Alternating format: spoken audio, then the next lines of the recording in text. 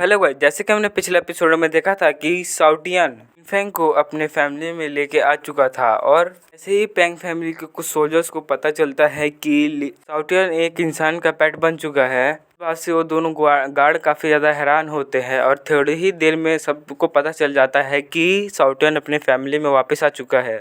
ऐसे ही साउटियन के मदर और फादर को पता चलता है कि साउटियन आ चुका है, तो वो काफ़ी तेज़ी में साउटियन से मिलने के लिए आ जाते हैं और फिर उसकी मदर जैसे ही साउटियन को देखते हैं वो बहुत ज़्यादा खुश हो जाती है और साउटियन को अपने गले से लगा लेती है। मैंने तुम्हें बहुत ही ज़्यादा मिस किया और आखिरकार तुम इतने सालों से कहाँ पे गायब थे। फिर साउटियन अपनी मदर से बताता है कि मैं एक एडवेंचर पे गया था जिस वजह से मैं काफ़ी ज़्यादा पावरफुल हो चुका हूँ। तुम्हें चिंता लेने की कोई भी ज़रूरत नहीं है क्योंकि मुझे पता है कि तुम्हें बिंग बिंग के बातों का बहुत ही ज़्यादा बुरा लगा है जिस वजह से तुम पावरफुल होने के लिए अपना घर छोड़ के चले गए थे। लेकिन अब तुम्हें बिंग बिंग की चिंता करने की कोई भी ज़रूरत नहीं है। कि मदर बोलती है कि मैंने बिंग बिंग से भी अच्छी लड़की तुम्हारे लिए पसंद की है। इस बात को सुनकर साउटियन बोलता है, नहीं मदर, मुझे अभी शादी नहीं करनी है, मुझे पहले ट्रू गॉड लेवल पे पहुंचना है। इस बात को सुनकर उसके फादर काफ़ी ज़्यादा खुश हो जाते हैं, लेकिन उसकी मदर गुस्सा करते हुए बोलती है, मैं समय के साथ काफ़ी ज़्यादा बूढ़ी होती जा रही हूँ और मरने से पहले अपने ग्रैंडसन का चेहरा देखना चाहती हूँ।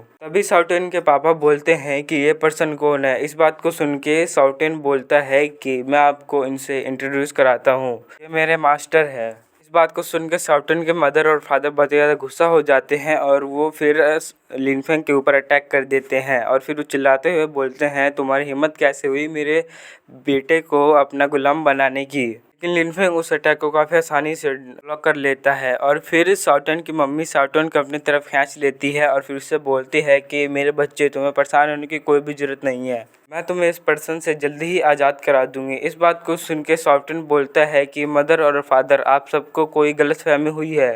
फिर साउटियन बोलता है कि मैं इनका कोई गुलाम नहीं हूँ। इस बात को सुन के साउटियन की मदर रोने लग जाती है और फिर बोलती है कि इस पर्सन ने तुम्हारा ब्रेन वॉश कर दिया है। फिर साउटियन चिल्लाते हुए बोलता है कि आप दोनों मेरी बात समझ क्यों नहीं रहे हो। इस बात को सुन के भी उसके माता पिता कोई भी रिस्पॉन्स नहीं कर रहे होते हैं और साउटियन के फादर सोच रहे होते हैं कि ये पर्सन है कौन और मैं इसकी कल्टीवेशन को सेंस क्यों नहीं कर पा रहा हूँ। अभी वो लिनफेंग से बोलते हैं कि क्या तुम वर्चुअल गॉड रैलम के 9th लेवल पे हो, फिर तुम ट्रू गॉड रैलम पे पहुंच चुके हो। लेकिन इस बात का लिनफेंग कोई भी जवाब नहीं देता है। तभी साउटियन की मदर बोलती है कि तुम्हारी कल्टीवेशन कुछ भी हो, लेकिन हम तुम्हें यहाँ से जिंदा जाने नहीं देंगे। साउटियन की मदर और फादर दोनों ही लिनफेंग के ऊपर अटैक करने के लिए तैयार हो जाते हैं और फिर साउटियन के फादर अपने फॉर्मेशन को एक्टिवेट कर लेते हैं, जो कि बहुत ही ज़्यादा खतरनाक लग रहा होता है। चीज़ को देखते ही जो भी वहाँ पे आसपास खड़े हुए थे सोल्जर्स, वो बोलते हैं ये तो ड्रैगन एम्परर ब्लड फॉर्मेशन है, इस इंसान को मारने के लिए इतनी खतरनाक फॉर्मेशन का यूज़ करना पड़ रहा है। तभी साउटियन लिनफेंग के सामने आ जाता है और फिर वो अपने मदर फादर से बोलता है कि आप दोनों मेरी बात समझने की क्यों नहीं कोशिश कर रहे हो। साउटियन की मम्मी उसको पकड़ लेती है और बोलते हैं कि तुम अभी बच्चे हो, इस इवल पर्सन ने तुम्हारा ब्रेन वॉश कर दिया है, इसलिए तुम हमारे रास्ते से हट जाओ। और इतना कहकर वो साउटियन को अपने पास से दूर फेंक देती है। अभी साउटियन दोबारा से उनके सामने आ जाता है और फिर वो बोलता है कि मैं अपने मास्टर के वजह से ही आज सेटर वर्ल्ड रैलम पे पहुंच चुका हूँ, तो और मेरे मास्टर ने मुझे तीन डिवाइन वेपन भी दे रखे हैं। इतना कहते ही वो अपने तीनों डिवाइन स्वॉर्ड को बाहर निकाल लेता है। साउटियन की मदर और फादर काफ़ी ज़्यादा हैरान हो जाते हैं इतने खतरनाक वेपन को देख के। तभी साउटियन की मदर उसके पास में आ जाती है और उसकी काफ़ी ज़्यादा तारीफ़ करने लग जाती है। फिर साउटियन अपने फादर से बोलता है, सबसे पहले इस फॉर्मेशन को डीएक्टिवेट कर दीजिए क्योंकि आप इस फॉर्मेशन की मदद से मेरे मास्टर को नहीं हरा पाओगे। साउटियन के फादर उसके पास में आ जाते हैं और बोलते हैं कि ये dragon formation true God level के बंदे को भी काफ़ी आसानी से मार सकता है।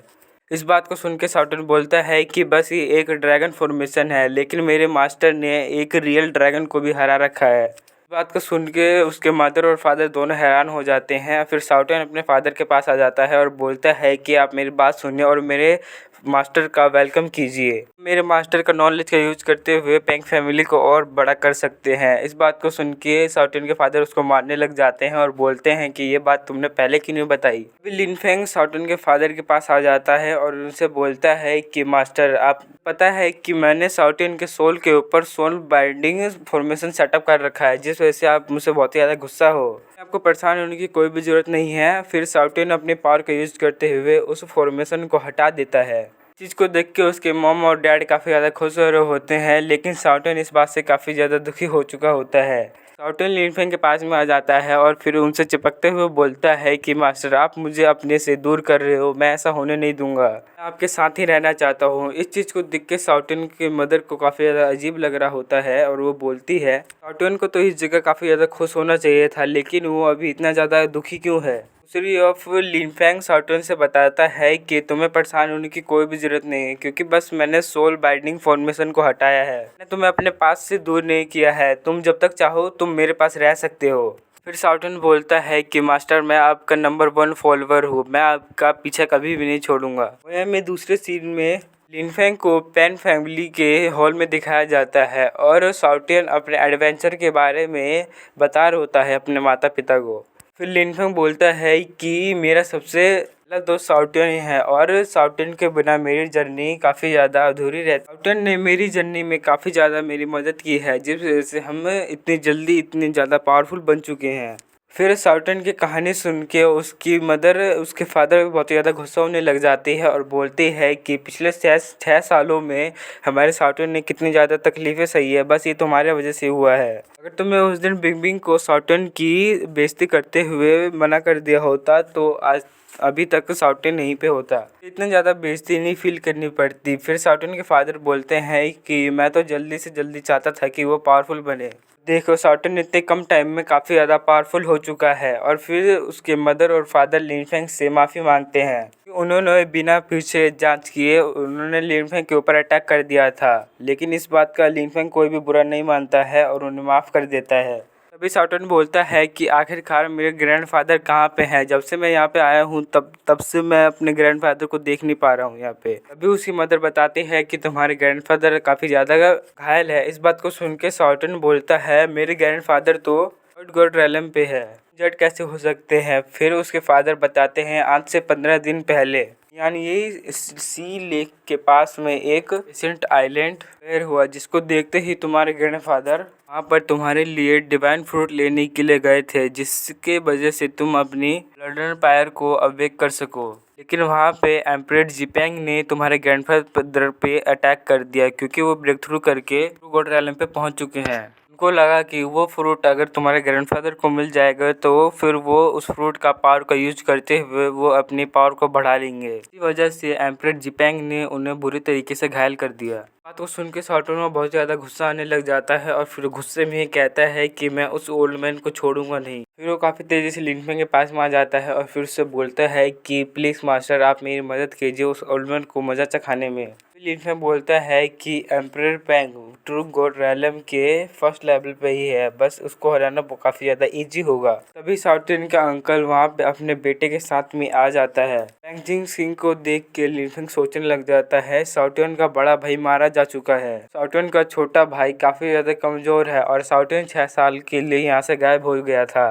तो इस हिसाब से तो पैंग जियूंग को बिना किसी दिक्कत के पैंग फैमिली का अगला प्रिंस घोषित कर दिया जाता। लेकिन शाओटिन यहाँ पे दोबारा से लौट चुका है, इसीलिए उसका अंकल काफ़ी ज़्यादा गुस्सा लग रहा है। तभी उसका अंकल शाओटिन को अपना भाई बताते हुए बोलता है कि मुझे पता चले कि शाओटिन वापस आ चुका है, इसीलिए मैं यहाँ पे शाओटिन से मिलने के लिए आया हूँ। फिर शाओटिन के फादर शाओटिन से उन दोनों का इंट्रोड्यूस कराते हैं। तभी उसका अंकल लिनफेंग को देख लेता है और फिर बोलता है कि ये पर्सन कौन है। शाओटिन लिनफेंग के पास में आ जाता है और फिर वो बताता है कि ये मेरे मास्टर है। इस बात को सुन के जिन्होंने जोर जोर से हंसने लग जाता है और फिर वो बोलता है शाओटिन, तुम तो किंग ऑफ हेवन हुआ करते थे, अब तुम एक इंसान के गुलाम कैसे बन चुके हो। इतना कहते ही वो जोर जोर से हंसने लग जाता है और शाओटिन की बेइज्जती करने लग जाता है। फिर वो बोलता है कि शाओटिन, तुम एक इंसान के पेट बन चुके हो, जिस वजह से तुम हमारे एंसेस्टर थ्रोन पे बैठने के लिए वर्दी नहीं हो। बात को सुन के शाओटिन के फादर को काफ़ी ज़्यादा गुस्सा आता है। इसी के साथ हमारा आज का एपिसोड ख़त्म हो जाता है।